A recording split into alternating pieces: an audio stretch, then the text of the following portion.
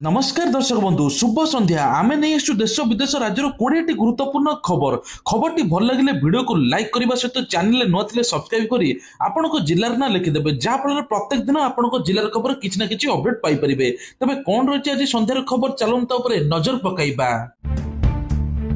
आसंता काली ओडिशा बंद डाकरा देइछि कांग्रेस वाम दल समेत 7टी राजनैतिक दल बंद डाकरा सौम्यश्री मृत्यु को नहीं बढ़िबार लगी उत्तेजना तेबे आसंता काली ओडिशा बंद डाकरा दि जाइछि।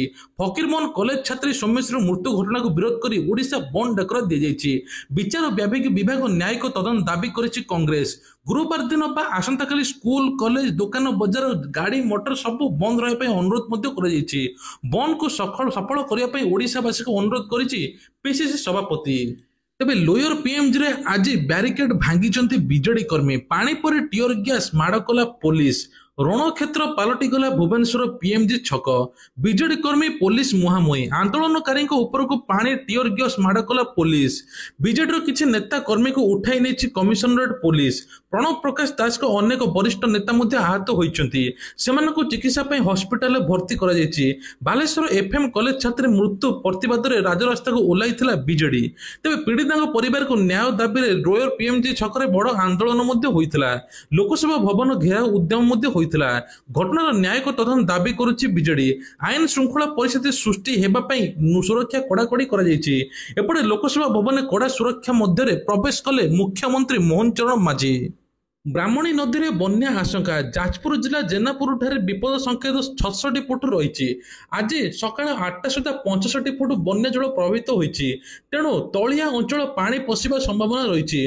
बन्या हेले धर्मशाला रसलपुर बरी ब्लॉक प्रभावित हेब तेणु संभाव्य बन्या को दृष्टि रखी रसलपुर ब्लॉक प्रशासन पक्षर नदी कूलिया लोक डाकबाजी जंत्र साहाय्य सचेतनता अन्यपटे आज प्रबल अति प्रबल वर्षा 5टी जिला को ऑरेंज वार्निंग जारी कराई। संबलपुर झारसुगुड़ा सुंदरगढ़ केन्दुझर मयूरभंज प्रबल वर्षा ए जिला मानकर हेब 30 ରୁ 40 किलोमीटर बेगर पवन बइब ता सहित आज 7 दिन पर्यंत 15टी जिला को अलर्ट रही कहुई। मत्स्यजीवी को समुद्र को जावाई बारण कर बढ़िब अधिकारी मानक प्रशासनिक दक्षता यह सहित फाइल को 3 स्तर कार्य करने सहित नुआ एस्टाब्लिशमेंट अधिकारी नियुक्ति हेबे एने साधारण प्रशासन विभाग पक्षर अतिरिक्त मुख्य सचिव समस्त मुख्य सचिव अतिरिक्त मुख्य सचिव कमिशन तथा सचिव मानक चिट्ठी लिखा जाइछि। तेबे एस्टाब्लिश जनित कार्य को अधिक व्यवस्थित करने राज्य सरकार पक्षर यह निष्पत्ति नि केंद्र सरकार भली राज्य सरकार बहु विभाग एस्टाब्लिशमेंट अधिकारी भावे विभाग स्वतंत्र सचिव बा अतिरिक्त सचिव पाह्यार अधिकारी रहिबे सेमाने विभागीय अधिकारी को बदली नियुक्ति डीसीपी श्रृंखलागत कार्यानुष्ठान पेंशन मामला ग्रेडेशन तालिका ता सहित आसिस्टांट मामला बुझे सबु विभाग एस्टाब्लिशमेंट सेक्शन ठीक भाव काम करुच्ची कि नहीं ताहा साधारण प्रशासन साधारण अभियोग विभाग पक्षर 2 मास थरे समीक्षा पुणी परिबा दर हु हु हो बढ़ी श्रावण मासरे आकाश छुआ परिबा दर अधिकांश परिबा दर किलो 80 टंका। तेज कहुच्छे लगाण वर्षा प्रबल चाषी फसल धोई हो चाषी एवं चिंतार सेपटे बजार परिबा सब महंगा हो खाउटी पकेट को बाधुची 500 टंकार बैग फुल होना पनीपरिबा भल चाष होता फसल भल होता किंतु वर्षा पानी रे सब धोई हो गला। एपटे गाँ गहली बन्या परिस्थिति देखा मिली तेणु परिबा दर हु हु हो बढ़ुची। राज्य में बर्ड फ्लू आतंक आपन जदि चिकेन खाउछन्ते आज बंद कर दिंतु आज सुधा मोट 238 कुकुड़ा को मरी सूचना। तेज डेलांग परिस्थिति असंभाल थिला 6300 कुकुड़ा किलिंग कर देखा मिली केन्द्रापड़ा रे। तेबे केन्द्रापड़ा डेराबिस ब्लॉक डुमु गाँव में एभली ब्रॉयलर फार्म कुकुड़ा मड़क होईची 3 दिन धरे कुकुड़ा रोगर लक्षण देखा जहाँफल राज्य एवं चारिआडे कुकुड़ा बर्ड फ्लू आतंक सृष्टि होईची। तेणु आज सुधा एपर्यंत से फार्म रे 238 कुकुड़ा को मरी फार्म मालिक सूचना देती जहाँफल से सब बर्ड फ्लू थिला। तेबे एने कि आज नमूना संग्रह कर परीक्षा केन्द्र को पठा जाइछि। पानी चिकित्सा अधिकारी सूचना देते जेते आम ଆମଠୁ ଏ ଦୂରେଇ ରହିବା ସବୁଠୁ ଭଲ।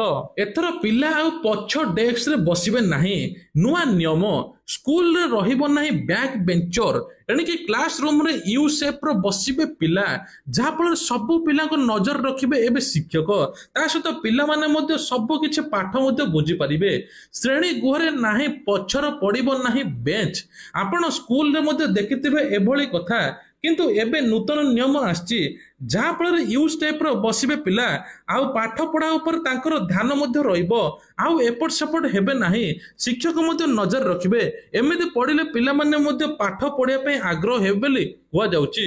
ପ୍ରଧାନମନ୍ତ୍ରୀ ଫସଲ ବୀମା ପାଇଁ ପଞ୍ଜୀକରଣ ଆରମ୍ଭ। ଓଡ଼ିଶା ସରକାର ସମବାୟ ବିଭାଗ ରାଜ୍ୟର ସମସ୍ତ କୃଷକ ପାଇଁ 2025 ଖରିଫ ଋତୁ ପାଇଁ ପ୍ରଧାନମନ୍ତ୍ରୀ ଫସଲ ବୀମା ଯୋଜନା ପଞ୍ଜୀକରଣ କରିବା ପାଇଁ ଆହ୍ୱାନ ଦେଇଛନ୍ତି।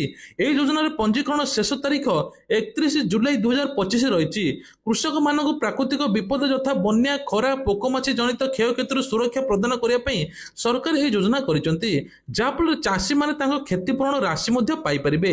ଏହି ଯୋଜନା ଅଧୀନରେ ବିଜ୍ଞପିତ ଅଞ୍ଚଳରେ ଚାଷ ହେଉଥିବା 8ଟି ଫସଲ ଧାନ, ମକା, ଚିନାବାଦାମ, ମାଣ୍ଡିଆ, କପା, ହରଡ଼, ଅଦା, ହଳଦୀ ପାଇଁ ବୀମା କରାଯାଇପାରିବ। ପ୍ରାକୃତିକ ଦୁର୍ବିପାକ ଯୋଗୁଁ ଫସଲ ନଷ୍ଟ ହେଲେ ଚାଷୀମାନେ କ୍ଷତିପୂରଣ ପାଇବେ। ଭାଗ ଚାଷୀମାନେ ମଧ୍ୟ ଜମି ମାଲିକଠାରୁ ନିର୍ଦ୍ଦିଷ୍ଟ ଫର୍ମରେ ସହମତି ଆଣି ନିଜ ଫସଲ ବୀମା ପଞ୍ଜୀକରଣ ମଧ୍ୟ କରିପାରିବେ ବୋଲି ସରକାର ସୂଚନା ଦେଇଛନ୍ତି। ଭୁବନେଶ୍ୱର ହେବାକୁ ଥିବା ଗୃହରକ୍ଷୀ ନିଯୁକ୍ତି ଶାରୀରିକ ପରୀକ୍ଷା ସ୍ଥଗିତ। 2 ଦିନ ଘୁଞ୍ଚିଲା ଭୁବନେଶ୍ୱର ସହରାଞ୍ଚଳରେ ଗୃହରକ୍ଷୀ ନିଯୁକ୍ତି ପାଇଁ ଶାରୀରିକ ପରୀକ୍ଷା। ଆଜି ଭୁବନେଶ୍ୱର ସ୍ଥିତ ଓଏସ୍ଏପି 7ମ ବାଟାଲିୟନ ଠାରେ ହେବାର ଥିଲା ଏହି ପରୀକ୍ଷା। 2 ଦିନ ପାଇଁ ଏହାକୁ ସ୍ଥଗିତ ରଖାଯାଇଛି ବୋଲି କମିଶନରେଟ ପୋଲିସ କହିଛି। ତୃତୀୟ ପର୍ଯ୍ୟାୟରେ ଲିଖିତ ପରୀକ୍ଷାରେ କୃତି ଆବେଦନକାରୀଙ୍କ ପାଇଁ ସୂଚନା ଦିଆଯାଇଛି। ଜୁଲାଇ 18ରେ ସମାନ ସ୍ଥାନ ଏବଂ ସମାନ ଶାରୀରିକ ପରୀକ୍ଷା ହେବ। ଆବେଦନକାରୀଙ୍କ ଯାତାୟାତ ଜନିତ ଅସୁବିଧାକୁ ଦୃଷ୍ଟିରେ ରଖି ଏଭଳି ନିଷ୍ପତ୍ତି ନିଆଯାଇଛି। ଫକୀରମୋହନ କଲେଜର ଛାତ୍ରୀ ସୌମ୍ୟଶ୍ରୀ ମୃତ୍ୟୁ ଘଟଣାକୁ ନେଇ ବିରୋଧ କରି ରାଜଧାନୀରେ ପ୍ରଦର୍ଶନ ଜାରି ରହିଛି। ବିଜେଡି ମଧ୍ୟ ଘେରାଉ କରିଛି। ଏନେକି ଏଭଳି ପରିସ୍ଥିତି ଦୃଷ୍ଟିରେ ରଖି ଏଭଳି ସ୍ଥିତି ଉପୁଜିଛି। ତେଣୁ 2 ଦିନ ଘୁଞ୍ଚିଛି। କାଲି ସକାଳ ଅଫିସ। କାଲି ଓଡ଼ିଶା ବନ୍ଦ ଡାକରାକୁ ଦୃଷ୍ଟିରେ ରଖି ସକାଳ 9:30 ପୂର୍ବରୁ ସମସ୍ତେ ଆସି ଅଫିସରେ ପହଞ୍ଚିବେ। ଖାରବେଳ ଭବନ, ରାଜୀବ ଭବନ, କୃଷି ଭବନ କର୍ମଚାରୀଙ୍କୁ ବିଭାଗ ପକ୍ଷରୁ ପରାମର୍ଶ ଦିଆଯାଇଛି। ପ୍ରବେଶ ସମୟରେ ପରିଚୟ ପତ୍ର ଏବଂ ପାସ୍ ବାଧ୍ୟତାମୂଳକ ହେବ ବୋଲି କୁହାଯାଉଛି। ଫକୀରମୋହନ ସ୍ୱୟଂ ସହାୟିତ କଲେଜ ଛାତ୍ରୀଙ୍କ ମୃତ୍ୟୁ ପରେ ପୀଡ଼ିତାଙ୍କ ନ୍ୟାୟ ଦାବିରେ ସବୁଆଡ଼େ ଏବେ ହୁଲଚୁଲ ହୋଇଛି। ତେଣୁ ଆସନ୍ତାକାଲି ଓଡ଼ିଶା ବନ୍ଦ ରହିବ ବୋଲି କୁହାଯାଉଛି। ଗାଁରେ ପହଞ୍ଚି ପାରିଲା ନାହିଁ ଆମ୍ବୁଲାନ୍ସ। ଗର୍ଭବତୀକୁ କାନ୍ଧରେ ବୋହିଲେ ପରିବାର ଲୋକେ।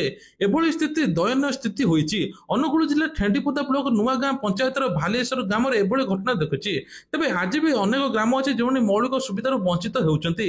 ରାସ୍ତା ନାହିଁ। ଗାଁରେ ପହଞ୍ଚିବା ପାଇଁ କୌଣସି ରାସ୍ତା ନଥିବାରୁ ବିପଦ ସମୟରେ ମଧ୍ୟ ବର୍ଷା ପାଣିରେ ପଛ କାଦୁଅରେ ମଧ୍ୟ ନେଇକି ଯାଉଛନ୍ତି ରୋଗୀକି। ବର୍ଷା ଋତୁ ଆସିବା ପରେ ଏଠାକାର ସ୍ଥିତି ମାନେ ଏମିତି ବିଗିଡ଼ିଯାଏ। ସରକାର ୟା ଉପରେ ନଜର ରଖିବା ବୋଲି କୁହାଯାଇଛି। ରାସ୍ତା ସମସ୍ୟା ଯୋଗୁଁ ଆମ୍ବୁଲାନ୍ସ ଆସିପାରିଲା ନାହିଁ। ଆମ୍ବୁଲାନ୍ସ 5 କିଲୋମିଟର ଦୂରରେ ରହିଲା, ଯାହାଫଳରେ ଗାଁ ଲୋକେ ଏମିତି ପରିସ୍ଥିତିରେ ନେଉଛନ୍ତି। ପ୍ରବଳ ବର୍ଷା ଯୋଗୁଁ ଅମରନାଥ ଯାତ୍ରା ସ୍ଥଗିତ। ଖବରକୁ ଗୁଜବ ବୋଲି କହିଲେ ଜାମ୍ମୁ କାଶ୍ମୀର DIPRO। ତେବେ କୁହାଯାଉଛି ପ୍ରବଳ ବର୍ଷା ଯୋଗୁଁ ଏଥର ଅମରନାଥ ଯାତ୍ରୀ ସ୍ଥଗିତ ବୋଲି କିଛି ଖବର ଆସିଥିଲା, କିନ୍ତୁ ଏପଟେ ଖବରକୁ ଖଣ୍ଡନ କରିଛନ୍ତି। ଖବର ମୁତାବକ ଜାମ୍ମୁ କାଶ୍ମୀରରେ ପାଗ ବହୁତ ଖରାପ ରହିଛି। ଗତକାଲି ଠାରୁ ପ୍ରବଳ ବର୍ଷା ରହିଛି। ପ୍ରବଳ ବର୍ଷା ଯୋଗୁଁ ନଦୀ ନାଳ ଗୁଡ଼ିକ ଉଛୁଳି ପଡ଼ିଛି। ଭୂସ୍ଖଳନ ମଧ୍ୟ ଦେଖାଯାଉଛି। ତେବେ କୁହାଯାଉଛି ଯେ ପାଣି ବିଭାଗର ଆଗାମୀ 5 ଦିନ ଯାଏଁ 21 ତାରିଖ ପର୍ଯ୍ୟନ୍ତ ଜାମ୍ମୁ କାଶ୍ମୀରରେ ପ୍ରବଳରୁ ଅତି ପ୍ରବଳ ବର୍ଷା ହେବ ବୋଲି ଆକଳନ କରାଯାଇଛି। ପାଗ ଖରାପ ରହିଲେ ଟୋଟାଲ ସମ୍ପୂର୍ଣ୍ଣ ବନ୍ଦ ରହିବ ବୋଲି କୁହାଯାଉଛି। ଜୁଲାଇ 15 ସୁଦ୍ଧା ପାଇଁ 2.5 ଲକ୍ଷ ତୀର୍ଥଯାତ୍ରୀ ଯାତ୍ରା ମଧ୍ୟ କରିଥିଲେ। ତେବେ ଏଭଳି ପରିସ୍ଥିତିରେ ବର୍ଷାକୁ ଦୃଷ୍ଟିରେ ରଖି କୌଣସି ଯାତ୍ରୀ ଏମିତି ଯାଆନ୍ତୁ ନାହିଁ, ନିଜେ ସୁରକ୍ଷିତ ରୁହନ୍ତୁ। ଗାଁକୁ ଆଲୋକିତ କରିଛି ବେଦାନ୍ତ ଆଲୁମିନିୟମ।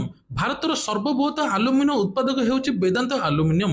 ଏହି ସଂସ୍ଥା ଓଡ଼ିଶାର କଳାହାଣ୍ଡି, ରାୟଗଡ଼ା ଜିଲ୍ଲାର 21ଟି ଗ୍ରାମରେ 96ଟି ସୌର ଚାଳିତ ଷ୍ଟ୍ରିଟ୍ ଲାଇଟ୍ ସ୍ଥାପନ କରିଛି। ଏହି ଷ୍ଟ୍ରିଟ୍ ଲାଇଟ୍ ପୂର୍ବରୁ ଆଲୋକିତ ନଥିବା ଅଞ୍ଚଳରେ ଆଲୋକୀକରଣ ଏକମାତ୍ର ଉତ୍ସ ଭାବରେ କାର୍ଯ୍ୟ କରୁଛି। ଏହି ସବୁଜ ପଦକ୍ଷେପ ପ୍ରାୟ 22 ଟନ୍ ଏବଂ CO2 ସମକକ୍ଷ ନିର୍ଗମନ ହ୍ରାସ କରିବାରେ ସହାୟକ ହେବ। ଏହା ସହିତ 5000ରୁ ଅଧିକ ବାସିନ୍ଦା ନିର୍ଭରଯୋଗ୍ୟ ଶକ୍ତି ଦକ୍ଷ ଆଲୋକ ପ୍ରଦାନ କରିବ। ଏହି ପ୍ରଜାର ଏବଂ ଗ୍ରାମ ପ୍ରବେଶ ପଥ, ବସଷ୍ଟାଣ୍ଡ, ସମ୍ପ୍ରଦାୟ କେନ୍ଦ୍ର, ସ୍କୁଲ, ମୁଖ୍ୟ ରାସ୍ତା ଭଳି ସମସ୍ତ ସ୍ଥାନରେ ଲକ୍ଷ୍ୟ କରି 150ଟି ସୌର ଚାଳିତ ଷ୍ଟ୍ରିଟ୍ ଲାଇଟ୍ ସ୍ଥାପନ କରିବା ପାଇଁ ପ୍ରତିଶ୍ରୁତିବଦ୍ଧ। ଗ୍ରାମୀଣ ଭିତ୍ତିଭୂମିକୁ ବୃଦ୍ଧି କରିବା, ଏହାର କାର୍ଯ୍ୟକ୍ରମ କ୍ଷେତ୍ରରେ ସମ୍ପ୍ରଦାୟ ଗୁଡ଼ିକ ଉନ୍ନତି କରିବା ପାଇଁ ବେଦାନ୍ତ ଆଲୁମିନିୟମର ବ୍ୟାପକ ମିଶନ ମଧ୍ୟ ରହିଛି। ଯଦି ଆପଣଙ୍କର ଝିଅ ହୋଇଛି 21 ବର୍ଷ ହୋଇଯିବ ତେବେ 71 ଲକ୍ଷ ଟଙ୍କାର ମାଲିକାଣୀ ମଧ୍ୟ ହେବେ। 21 ବର୍ଷର ହେବା ମାତ୍ରେ ତୁରନ୍ତ 71 ଲକ୍ଷ ପାଇବେ। ଝିଅମାନଙ୍କୁ ସୁରକ୍ଷା ସଶକ୍ତିକରଣ ଶିକ୍ଷା ପାଇଁ ସରକାର ଅନେକ ଯୋଜନା ମଧ୍ୟ କରିଛନ୍ତି। ସୁରକ୍ଷା ବିଷୟରେ କଥା ହେଲେ ମୋଦି ସରକାର ଯୋଜନା ଲୋକପ୍ରିୟ, ଯାହା ଝିଅଙ୍କ ଶିକ୍ଷାଠାରୁ ଆରମ୍ଭ କରି ବିବାହ ଖର୍ଚ୍ଚ ସବୁକିଛି ସହାୟକ ହେବ। ସୁକନ୍ୟା ସମୃଦ୍ଧି ଯୋଜନା, ଯେଉଁଥିରେ ଆପଣମାନେ ନିବେଶ ଥରେ କଲେ 71 ଲକ୍ଷ ଟଙ୍କା ପର୍ଯ୍ୟନ୍ତ ମଧ୍ୟ ପାଇପାରିବେ। ତେବେ କୁହାଯାଉଛି ଯେ ଏହାକୁ ବେଟି ବଚାଓ ବେଟି ପଢାଓ ଅଭିଯାନରେ ମଧ୍ୟ ଜାନୁଆରୀ 2022-2015 ଆରମ୍ଭ କରିଥିଲେ। ତେବେ 2024 ସୁଦ୍ଧା ଅଧୀନରେ ପ୍ରାୟ 4 କୋଟି ଆକାଉଣ୍ଟ ଖୋଲାଯାଇଛି। ଆଉ ବହୁତ ଲୋକ ମଧ୍ୟ ତାର ବେନିଫିଟ ମଧ୍ୟ ପାଇଛନ୍ତି। ବ୍ୟାଙ୍କରେ ଏଫଡି ଉପରେ ମଧ୍ୟ 8.2% ମିଳୁଛି, ଯାହା ଫଳରେ ଅନ୍ୟ ବ୍ୟାଙ୍କ ତୁଳନାରେ ବହୁତ ଅଧିକ ବୋଲି କୁହାଯାଉଛି। ଆଉ ଏଇ ସବୁ ଟଙ୍କା ଆପଣ ମାନେ ନିଜ ଝିଅ ନାଁରେ ରଖିଲେ ପାଖାପାଖି ଏତିକି ଟଙ୍କା ପାଇବେ। ତେବେ ସରକାରୀ ଯୋଜନାରେ ଯଦି ବର୍ଷକୁ 1.5 ଲକ୍ଷ ନିବେଶ କରୁଛନ୍ତି, ପ୍ରାୟ 15 ବର୍ଷ ଯଦି ଆପଣ ମାନେ ଜମା କରୁଛନ୍ତି, ତାହେଲେ ଆପଣଙ୍କୁ ମିଳିବ 71 ଲକ୍ଷ ଟଙ୍କା। ଓଡ଼ିଶା ସୀମାରେ ପୁଣି ଆନ୍ଧ୍ରର ଅନୁପ୍ରବେଶ ଉଦ୍ୟମ। ଗଜପତି ଜିଲ୍ଲା ରାୟଗଡ଼ ବ୍ଲକ ଗଙ୍ଗାବାଡ଼ ଅଞ୍ଚଳରେ ଏଭଳି ଆନ୍ଧ୍ର ଅଧିକାରୀଙ୍କ ସର୍ଭେ। ତେବେ ସୀମାନ୍ତ ଅଞ୍ଚଳରେ ପକ୍କା ଘର, ଭତ୍ତା, ପିଲାଙ୍କ ଶିକ୍ଷା ପାଇଁ ଟଙ୍କା, ହଷ୍ଟେଲ ବ୍ୟବସ୍ଥା, ବସ୍ ଭଳି ସେବା ଅନେକ ପ୍ରଲୋଭନ ଦେଖାଇ ନିଜ ରାଜ୍ୟରେ ମିଶାଇବା ପାଇଁ ଆନ୍ଧ୍ରର ଚକ୍ରାନ୍ତ।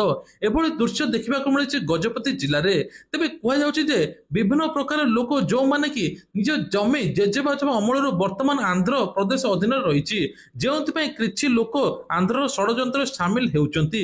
ତେବେ ପ୍ରତ୍ୟେକ ସପ୍ତାହରେ 2 ଥର ଆନ୍ଧ୍ରପ୍ରଦେଶର ଅଧିକାରୀମାନେ ଗାଁକୁ ଆସି ଗ୍ରାମବାସୀଙ୍କ ସହିତ ଆଲୋଚନା କରି ଗାଁରେ ରହୁଥିବା ଲୋକଙ୍କୁ ପାଠ ପଢା ପାଇଁ 15,000 ଟଙ୍କା, ଭିନ୍ନକ୍ଷମ ଭତ୍ତା 4,000 ଟଙ୍କା, ବର୍ଷକୁ ରୋଷେଇ ପାଇଁ 3ଟି ମାଗଣା ଗ୍ୟାସ୍, ଚାଷୀ ପାଇଁ ଟଙ୍କା ଏବଂ ମାଗଣା ବସ୍ ସେବା ଯୋଗାଇ ଦେବା ପାଇଁ ବିଭିନ୍ନ ପ୍ରଲୋଭନ ଦେଖାଇ ଆନ୍ଧ୍ରର ଏକ ସୂଚୀପତ୍ର ତିଆରି କରି ଘର ଘର ବୁଲି ବାଣ୍ଟୁଥିବା ଦେଖିବାକୁ ମିଳିଛି। ଏହି ବ୍ୟକ୍ତି ଜଣକ ହେଉଛି ଡି କ୍ରିଷ୍ଣା, ଆନ୍ଧ୍ରପ୍ରଦେଶର ଜଣେ ଅଧିକାରୀ। ହାତରେ କିଛି ସୂଚୀପତ୍ର ଧରି ଗାଁ ଲୋକଙ୍କୁ ବାଣ୍ଟୁଥିବାରୁ ଗାଁ ଲୋକ ମଧ୍ୟ ଆଶ୍ଚର୍ଯ୍ୟ ହୋଇଛନ୍ତି। ଆଉ ଗାଁ ଲୋକ ଏତେ ପ୍ରକାର ସୁବିଧା ପାଇକି ଆନ୍ଧ୍ରପ୍ରଦେଶ ପଟେ କାହିଁକି ମିଶିବେ ନାହିଁ? ସମସ୍ତ ପ୍ରକାର ସୁବିଧା ମଧ୍ୟ ମିଳୁଛି।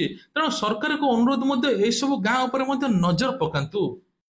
ପୁଟିନଙ୍କ 50 ଦିନର ଡେଡଲାଇନ୍ ଦେଲେ ଟ୍ରମ୍ପ। ତେବେ ପୁଟିନଙ୍କୁ 50 ଦିନର ଡେଡଲାଇନ୍ ଦେଇଛନ୍ତି। ତେବେ କୁହାଯାଉଛି ୟୁକ୍ରେନ ବିରୋଧରେ ଯୁଦ୍ଧ ବନ୍ଦ ନ କଲେ ରୁଷିଆ ଉପରେ 100% ତାରିଫ ଲାଗୁ କରିବା ପାଇଁ ଘୋଷଣା କରିଛନ୍ତି ଟ୍ରମ୍ପ। କେବଳ ଏତିକି ନୁହେଁ, ନାଟୋ ସହଯୋଗୀ ସହିତ ୟୁକ୍ରେନର ଅଧିକ ଅସ୍ତ୍ରଶସ୍ତ୍ର ପଠାଇବା ପାଇଁ ଚୁକ୍ତି କରିଛନ୍ତି ଆମେରିକା ରାଷ୍ଟ୍ରପତି। ଗତକାଲି ନାଟୋ ସଚିବ ଜେନେରାଲ ମାର୍କ ରୁଟ୍ଙ୍କ ସହିତ ଓଭାଲ ଅଫିସର ଆୟୋଜିତ ବୈଠକରେ ବଡ଼ ନିଷ୍ପତ୍ତି ନେଇଛନ୍ତି ଟ୍ରମ୍ପ। ହ୍ୱାଇଟ୍ ହାଉସରେ ସାମ୍ବାଦିକ ସହିତ ଆଲୋଚନା ବେଳେ ରୁଷିଆ ଉପରେ ଦ୍ୱିତୀୟ ଶୁଳ୍କ ଲାଗୁ କରିବା ପାଇଁ ଟ୍ରମ୍ପ ମଧ୍ୟ ସୂଚନା ଦେଇଛନ୍ତି। ତେବେ ତା ସହିତ ଆମେରିକା ରାଷ୍ଟ୍ରପତି ଡୋନାଲ୍ଡ ଟ୍ରମ୍ପ ସୋମବାର ଦିନ ରୁଷର ରାଷ୍ଟ୍ରପତି ଭ୍ଲାଦିମିର ପୁଟିନଙ୍କୁ କଡ଼ା ଚେତାବନୀ ଦେଇଛନ୍ତି। କହିଛନ୍ତି ଆଗାମୀ 50 ଦିନ ଭିତରେ ୟୁକ୍ରେନ ସହିତ ଯୁଦ୍ଧ ବିରତି ପାଇଁ ରାଜି ନହେଲେ ରୁଷ ଉପରେ କଡ଼ା ତାରିଫ ଲଗାଯିବ। ସରକାରଙ୍କର ବଡ଼ ନିଷ୍ପତ୍ତି। 8 ଦିନ ବନ୍ଦ ରହିବ ଶିକ୍ଷାନୁଷ୍ଠାନ, ସ୍କୁଲ କଲେଜ ସମସ୍ତ ବନ୍ଦ ରହିବ।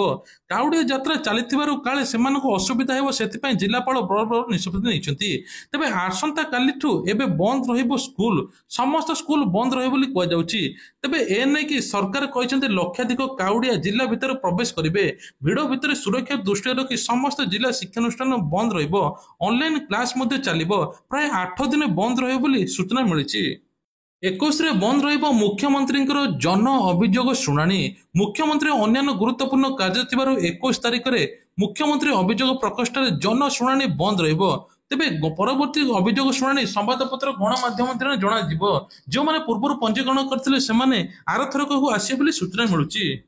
ପିଏମ୍ କିଷାନ ଟଙ୍କାକୁ ନେଇ ବଡ଼ ଅପଡେଟ୍। ଆଉ 4 ଦିନ ପରେ ପିଏମ୍ କିଷାନ ଟଙ୍କା ମିଳିବା ପାଇଁ ଯାଉଛି। ତେବେ ଏନେଇ ସରକାର ସ୍ତରରୁ ଘୋଷଣା କରାଯାଇଛି ଖୁବ୍ ଜଲ୍ଦି ପିଏମ୍ କିଷାନ ଟଙ୍କା 20ତମ ଆସିବ। 19ତମ କିସ୍ତି ଫେବୃଆରୀ ମାସରେ ମିଳିଥିଲା, 20ତମ କିସ୍ତି ଜୁନ୍ 20ରେ ମିଳିବାର ଥିଲା, କିନ୍ତୁ ଏପର୍ଯ୍ୟନ୍ତ ମିଳିଲା ନାହିଁ।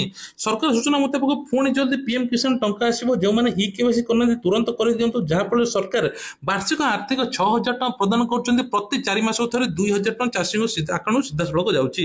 ଏଥର ମଧ୍ୟ 20ତମ କିସ୍ତି ଆସିବ। ଯେଉଁମାନେ 19ତମ କିସ୍ତି ପାଇଲେ ସେମାନେ ମଧ୍ୟ 19, 20 ଦୁଇଟି କିସ୍ତି ପାଇବେ। ତା ସହିତ ଭତ୍ତା ଟଙ୍କାକୁ ନେଇ ବଡ଼ ଅପଡେଟ୍। 60 ବର୍ଷର ଭତ୍ତା ଟଙ୍କା ମଧ୍ୟ ବଢିବ। ତେବେ 80 ବର୍ଷର ଉର୍ଦ୍ଧ୍ୱ ହିତାଧିକାରୀ, ଦିବ୍ୟାଙ୍ଗ ଏବଂ କିଛି ଅଲଗା ଲୋକମାନେ ଯେଉଁମାନେ 3,500 ପାଉଥିଲେ ସେମାନେ ଇ କେୱାଇସି କରିନିଅନ୍ତୁ। କିଛି ଲୋକଙ୍କର ଏପର୍ଯ୍ୟନ୍ତ ଟଙ୍କା ଯାଇନାହିଁ, ଯୋଗ୍ୟ ହେଇଥିଲେ ମଧ୍ୟ ଭେରିଫିକେସନ ସରିନାହିଁ। ଜନସେବା କେନ୍ଦ୍ର ଯାଇ ଇ କେୱାଇସି କରିଦିଅନ୍ତୁ, ଯାହାଫଳରେ ଆପଣଙ୍କ ଭତ୍ତା ଟଙ୍କା ମଧ୍ୟ ପ୍ରତି ମାସରେ ଆସିବ। 60 ବର୍ଷର ଭତ୍ତା ଟଙ୍କା ମଧ୍ୟ ଖୁବ୍ ଜଲ୍ଦି ମୁଖ୍ୟମନ୍ତ୍ରୀ ବଢାଇବେ। ସୁଭଦ୍ରା ଟଙ୍କାକୁ ନେଇ ବଡ଼ ଅପଡେଟ୍। ଏବେ ରାଜ୍ୟରେ ଆଉ ଅଗଷ୍ଟ 9 ତାରିଖ ରକ୍ଷାବନ୍ଧନ ସୁଭଦ୍ରା ତୃତୀୟ କିସ୍ତି ଆସିବ। ଯେଉଁମାନେ ପ୍ରଥମ ଦ୍ୱିତୀୟ କିସ୍ତି ପାଇନାହାନ୍ତି ସେମାନେ ଏକା ସାଙ୍ଗେ ତିନୋଟି ପାଇବେ। ଯେଉଁମାନେ ପ୍ରଥମ କିସ୍ତି ପାଇଛନ୍ତି, ହାତେଇ ଥିଲେ ଅଯୋଗ୍ୟ ହୋଇକି, ତାଙ୍କ ନାଁ ବାଦ୍ ଦିଆଯାଇଛି। ତା ସହିତ ମଧ୍ୟ କୁହାଯାଉଛି ନୂଆ ଲୋକ କିଛି ଆବେଦନ କରିଛନ୍ତି ତାଙ୍କୁ ମଧ୍ୟ କିସ୍ତି ମିଳିବ ବୋଲି ସରକାର କହିଛନ୍ତି। ଇଏ ଥିଲା ଆଜିର ଦେଶ ବିଦେଶ ରାଜ୍ୟର କିଛିଟା ଗୁରୁତ୍ୱପୂର୍ଣ୍ଣ ଖବରଟି ଭଲ ଲାଗିଲେ ଭିଡ଼ିଓକୁ ଲାଇକ୍ କରିବା ସହିତ ଚ୍ୟାନେଲ ନଥିଲେ ସବସ୍କ୍ରାଇବ୍ କରିବା ପାଇଁ ଭୁଲିବେ ନାହିଁ।